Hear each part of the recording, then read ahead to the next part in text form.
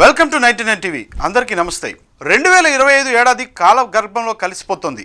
అయితే ఏపీలో మాత్రం ఈ ఏడాది ఎండాకాలం ప్రజలు చాలా ఇబ్బంది పడ్డారు. కరెంటు కోతలతో ఉక్కపోతలతో అల్లాడారు. ముఖ్యంగా పిల్లలు వృద్ధులు బాగా సఫర్ అయ్యారు. దీంతో ఏపీ ప్రజల మధ్య ఒక ప్రశ్న గట్టిగా వినిపించింది. జగన్ ఉన్నప్పుడు కరెంటు పోయిందా అనే ప్రశ్న. అది సాధారణ రాజకీయ నినాదం కాదు, ప్రజల అనుభవం నుంచి వచ్చిన మాట. వేసవి పెరిగినప్పుడల్లా విద్యుత్ వినియోగం కూడా పెరుగుతుంది. దాంతోపాటు పవర్ కట్స్ బాగా పెరిగాయి. అప్పుడు సహజంగానే ప్రజల మనసులో ఒక ఫ్లాష్ బ్యాక్ నడిచింది. గత 5 ఏళ్ల కాలాన్ని తిరిగి చూసుకుంటే వైఎస్ జగన్మోహన్ రెడ్డి ముఖ్యమంత్రిగా ఉన్న రోజులు జ్ఞాపకాలు స్పష్టంగా కనిపించాయి. ఆ కాలంలో షెడ్యూల్ పవర్ కట్స్ ఉన్నాయా అని అడిగితే చాలా చోట్ల నుంచి వచ్చిన సమాధానం ఒకటే: గ్రామాలలో గంటల తరబడి చీకటి ఉన్న పరిస్థితే లేదు. పరిశ్రమలు అకస్మాత్తుగా విద్యుత్ సరఫరా నిలిపివేయలేదు. గృహ వినియోగదారులకు కరెంట్ ఎప్పుడు పోతుందోనన్న టెన్షన్ పడలేదు. ప్రజల అనుభవంలో విద్యుత్ అనేది ఒక లగ్జరీగా కాకుండా ఒక మౌలిక అవసరంగా నిలిచింది. జగన్ పాలనలో రైతులకు నిరంతరంగా 9 గంటల ఉచిత విద్యుత్ అందింది. వ్యవసాయ పంప్సెట్లు సమయానికి నడిచాయి. పంటలకు నీటి కొరత తలెత్తకుండా విద్యుత్ కీలక పాత్ర పోషించింది. పరిశ్రమలకు నమ్మకమైన పవర్ సప్లై లభించింది.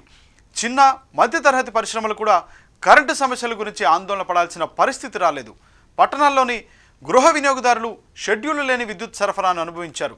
ఇవన్నీ మాటల స్థాయిలో కాకుండా ప్రజలు రోజు చూసిన నిజాలుగా నిలిచాయి. అప్పుడు వేసవి కాలం రాలేదా? విద్యుత్ డిమాండ్ పెరగలేదా అంటే పెరిగింది. ఉష్ణోగ్రతలు పెరిగాయి. ఏసీలు, ఫ్యాన్లు, ఫ్రిడ్జ్లు ఎక్కువగా వాడబడ్డాయి. అయినా కూడా పవర్ కట్స్ కనిపించలేదు.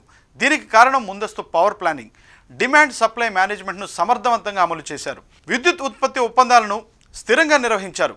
అవసరమైన చోట్ల విద్యుత్ కొనుగోలు చేసి లోటు లేకుండా సరఫరాను కొనసాగించారు. దాంతో పవర్ కట్స్ అనేటువంటిది పదమే చాలామందికి పవర్ కట్స్ అనే పదమే చాలామందికి జీవితాల్లో కనిపించకుండా పోయింది. ఇప్పుడు పరిస్థితి మారినట్లు ప్రజలు అనుభవించారు. అనుకోకుండా కరెంటు పోయింది. గంటలు గడిచినా తిరిగి రాని సందర్భాలు కనిపించాయి. లోడ్ ఎక్కువ అనే కారణాలు వినిపించాయి. మెయింటెనెన్స్ అనే సమాధానాలు వచ్చాయి. ఈ పరిస్థితులు ప్రజలకు ఒక ప్రశ్న అడగటానికి ప్రేరేపించాయి. ఇది మళ్ళీ పాత రోజులకు వెనక్కు వెళ్లడమేనా అనే సందేహం కూడా పెరిగింది. గ్రామాల్లో వినిపించిన మాటలు చాలా సూటిగా ఉన్నాయి. జగన్తో ఉన్న కాలంలో ఫ్యాన్ ఆగలేదని, ఫ్రిడ్జ్ నిలిచిపోలేదని, పంప్సెట్ పని ఆపలేదని ప్రజలు గుర్తు చేసుకున్నారు. రైతుల జీవితాల్లో విద్యుత్ ఒక స్థిరమైన భరోసాగా నిలిచి రోజులుగా వారు ఆ కాలాన్ని చెప్పుకున్నారు. పట్టణాల్లో కూడా ఇదే భావన కనిపించింది. అప్పట్లో కరెంట్ అంటే టెన్షన్ కాదని, ఇప్పుడు మాత్రం గడియారం చూసుకుంటూ ఉండాల్సి వస్తుందని చాలామంది చెప్పారు. ఇది కేవలం రాజకీయ విమర్శగా మిగలలేదు. ఇది ప్రజల మెమరీగా మారింది. కరెంటు పోయిన ప్రతిసారి ముందుగా ఎవరు గుర్తొస్తారు అన్న ప్రశ్నకు చాలా చోట్ల ఒకే పేరు వినిపించింది. అది ఒక్క జగన్. అతని పాలనలో విద్యుత్ పోయిన గుర్తు తమకు తెలియదని ప్రజలు చెప్పారు. అదే కారణంగా ఈ ఏడాది మే నెలలో పవర్ కట్స్ ఒక విషయం స్పష్టంగా చెప్పినట్లయింది. పాలనలో తేడా ఉంటే చీకట్లో కూడా తేడా కనిపిస్తుంది. ప్రజలు అనుభవించారు. ఇది కేవలం రాజకీయ విమర్శగా మిగలలేదు. ఇది ప్రజల మెమరీగా మారింది.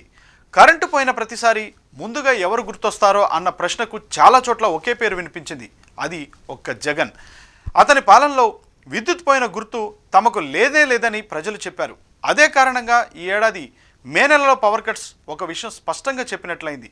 పాలనలో తేడా ఉంటే చీకట్లలో కూడా తేడా కనిపిస్తుందని ప్రజలు అనుభవించారు.